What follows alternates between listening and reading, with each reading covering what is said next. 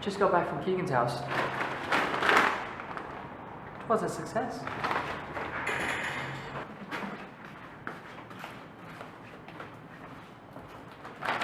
Just got everything I need. Mics, lights, and the light stands. I'll show these in a second. It's just really nice because you've got a range of gear, and then today we'll also be getting a bunch of extra stuff from Humans. I'll be getting a monitor, I'll be getting a slider, and I'll be getting a tripod plus a fluid head tonight. That handoff is on, it's at 8:30 today, I believe. Got the keys from the owners, from the landlords tonight for the second location for the shoot. It has been a very productive day. I now have to start breaking down the script and telling our main female actress how many times exactly she's gonna need to change her clothes, and it's a lot.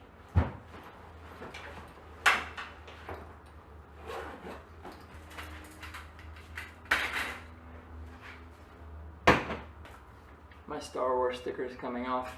Ooh, look at this lovely light. Now, the shoot tomorrow is gonna be extremely hectic.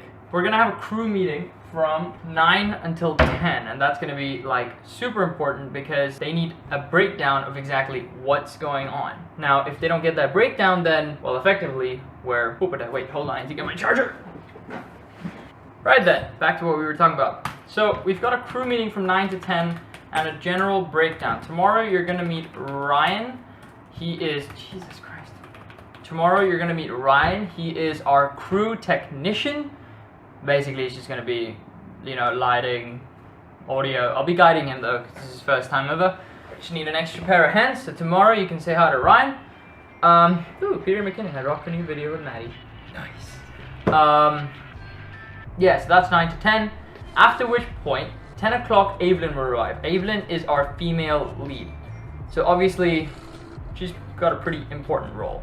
Now, because of Evelyn's role and because of all the pressure on her, she's our female lead. She will be expected to come at 10 o'clock because obviously she needs to prep, bring her makeup. Don't have the budget to do that ourselves to get a makeup artist. So she's got a lot riding on her shoulders. Now, all of her scenes, 99% of her scenes, will be shot tomorrow.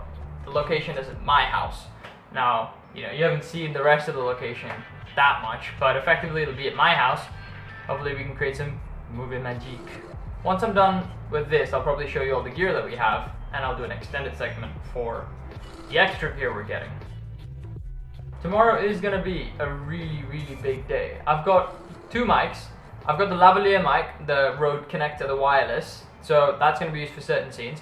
I've got batteries, I've got spare, and I've also got the shotgun mic, the one you're gonna connect directly into the camera. That's gonna be super duper important. Now tomorrow the briefing is also going to be super important because we need to figure out the order of the shots that we're going to have it in, which obviously means that later on during that period, ideally we finish that in like 10-15 minutes, and then we go out and get the props, go out and make sure everything's charged.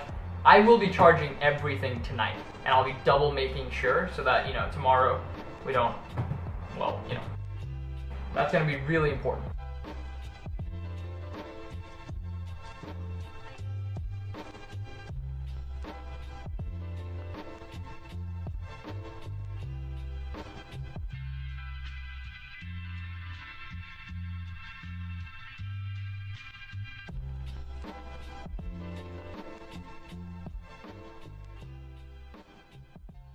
I have never had so many tabs open.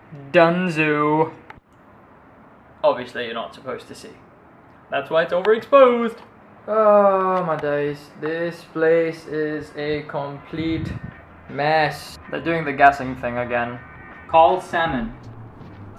Call salmon. Call salmon. Calling Jeremy. Salmon. Mobile.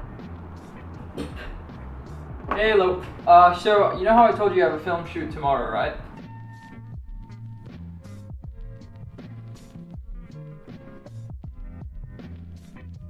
Easy. I'll basically getting another one of these from Jeremy tomorrow and his charger, which effectively means, you know, you can charge 2 batteries at the same time while you're using one, so you just burn through it. Tomorrow's gonna be a long ass day. We've got some night shots to shoot, so people are gonna be here a long time.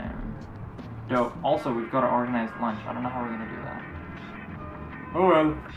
You know, people really don't show you this side of filmmaking, like the number of calls you have to make, everything you have to get organized, you have to organize lunch, you have to organize contracts, all this stuff so that everything runs smoothly. You know, there's so many different parties involved and no one tells you about this shit. Like, you know, just now someone called and the gear that we'll be getting tonight has either been delayed or, you know, we're not sure about it and what we have to do, so now I have to call the original people and check again. It's just a lot of work. It is genuinely a lot of work, and it's a side of filmmaking you really don't see. Just gotta make another call now. So, I've gotta speak to the person regarding the gear now. I was hoping that goes well. Alright, I'll call him back. Let's call our location manager first. Well, not manager, she basically owns the house. Yeah, people really don't show you this side of filmmaking. It's really stressful pre-production. Like, the importance of pre-production when you're an indie filmmaker is really overlooked. Hello? I see you.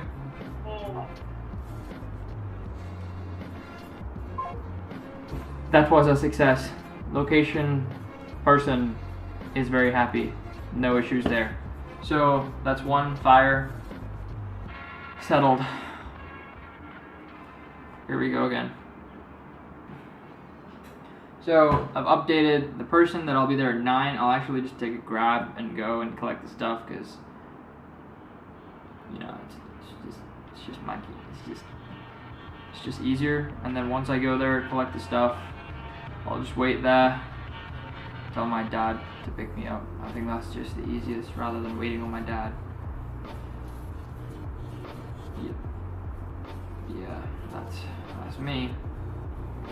You know, the pre-production process, I think a big issue is that we've really undervalued, like in our past projects, like the one-liner, that weird trailer we made for One-Liner 3, and then obviously Rogue's Gallery, and then again later on when we did I Walk the Line. I think the biggest issue we really had was the pre-production process. Cameron knows this, Vidur, you don't know this, but basically I did an internship, actually Vidur, you do know this, but basically I did an internship over the course of the summer, and I kind of realized the weight of pre-production. It's almost as if life gets infinitely easier during production if you've just planned for every single stupid scenario that could go wrong during production, you know, like, so because of them I've had a really big overhaul with the way I'm producing.